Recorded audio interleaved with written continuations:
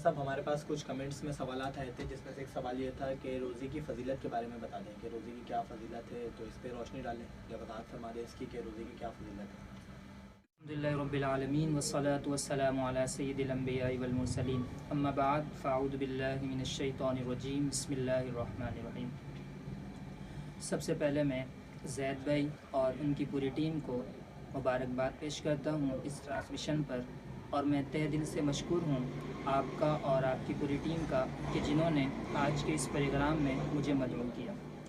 ज़ैद भाई, आपने सवाल ये किया कि रोज़े के हवाले से फ़वाइद बताएं, तो एक मुसलमान के लिए सिर्फ़ इतनी बात ही काफ़ी है कि हमें दीन इस्लाम ने रोज़ा रखने का हुक्म इरशाद फरमाया, तो हमें इस पर लब्बैक कहते हुए रोज़ा रखना चाहिए। लेकिन इसके बहुत सारे दीनी फ़वाइद भी हैं और दुनियावी फ़वाइद भी हैं, लेकिन चूँकि मुसलमान का मतमए नज़र इस्लाम और दीन होता है, तो लिहाजा दीनी एतबार से इसकी फ़जीलत पहले मैं आपको बताता हूँ कि नबी करीम सल्लल्लाहु ताला अलैहि वसल्लम ने इरशाद फरमाया है कि जब कोई बंदा माह रमज़ान का रोज़ा रखता है तो उस रोज़ेदार के लिए समुंदर के अंदर मछलियाँ भी इफ्तार तक के दुआए मग़फ़िरत करती रहती हैं।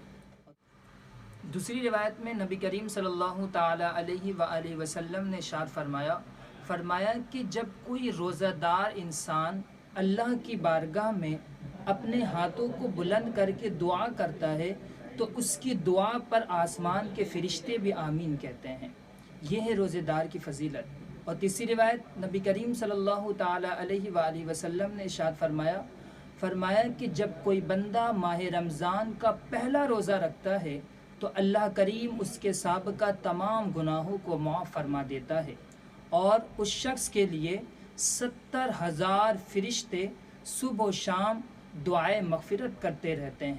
माह रमज़ान की जो दरअसल बरकतें हैं, ये सिर्फ़ और सिर्फ उसी शख्स के लिए है कि जो रोज़ा रखने वाला हो। अगर कोई बंदा रोज़ा नहीं रखता तो वो माह रमज़ान की बरकतें भी हासिल नहीं कर सकता। इस तरीके से कि जो माह रमज़ान का रोज़ा रखता है वो बंदा पूरे महीने को सुबह से लेकर शाम तक, शाम से रात तक, रात से सुबह तक के वो अपने पूरे महीने को इबादत में गुजारता है। इस तरीके से कि जब बंदा रोज़ा रखता है तो उसका रोज़ा रखना ये इबादत है।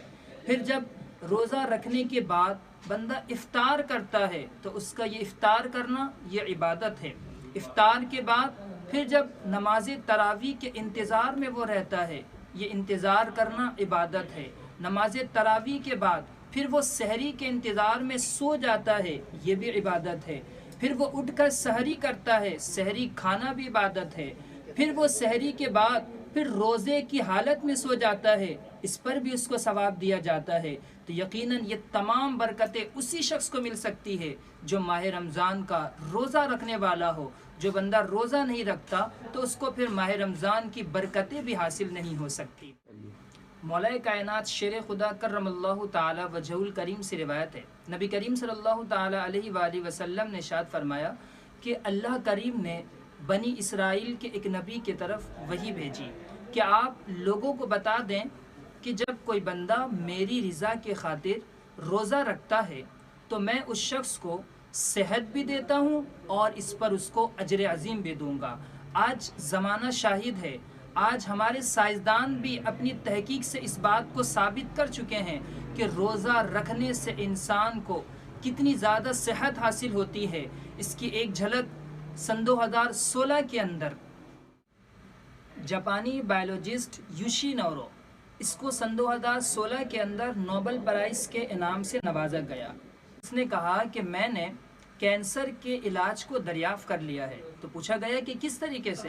इसने बताया कि अगर कोई बंदा साल में 20 से 25 दिन तक के 14 से 15 घंटे तक भूखे रहता है तो इससे कैंसर, उसके अंदर कैंसर होने का ख़तरा कम हो जाता है। क्योंकि जब बंदा भूखा रहता है तो हमारे जिस्म को ग़िज़ाइयत की ज़रूरत पड़ती है।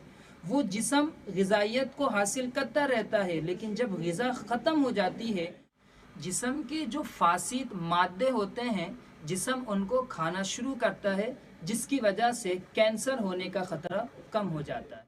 اللہ علامہ صاحب نے بہت ہی پیارے انداز سے روزے کے فوائد بیان